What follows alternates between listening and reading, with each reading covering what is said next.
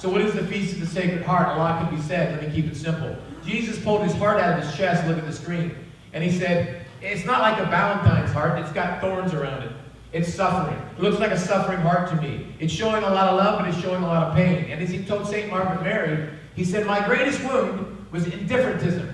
Boy, can I relate to that. I used to go to Ohio State, Michigan tailgate parties for 4 days straight. Maybe you can relate.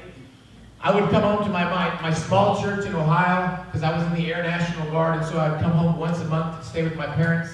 And I would go to church, and of course I would receive communion.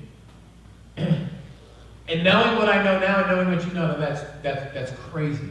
That's insane. And I realized that I was causing tremendous pain to Jesus. In fact, at the end of the show, I wish I would have understood this message. I saw this, but I didn't understand it. I wasn't even going back to Catholic Church. I was researching this. I'd studied all the apologetic stuff. I was convinced the Catholic Church was true, but in my heart, I was confused because when I went to St. Michael, and I could pick any church, I'm not picking one out of the blue, but when I went to St. Michael in Bedford, Texas for the first time, and I went back to church, it was like I remember. People came late and left early.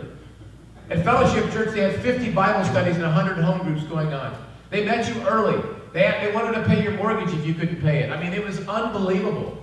And I thought, how can this be true? How could the Catholic Church, everything that Scott Hahn and Steve Ray and David Curry and all these people that I heard, how could this be true? If this is true, why isn't the church on fire? I didn't figure all this out until this message for me. At the end of the show, he asked Catalina, he said, what do you want people to get from this? I'm like, give it to me. What is it? She said 2 things.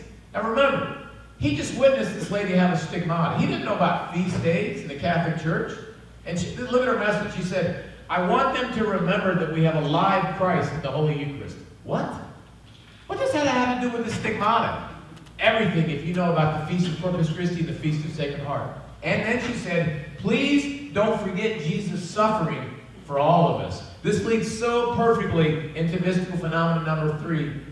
When you hear this language, I am the living bread who came down from heaven, he's actually reading quotes from messages this lady says come directly from Jesus, and the church says nothing contradicts church teaching. I am the living bread that has come down from heaven. If anyone eats of this bread, they shall live forever.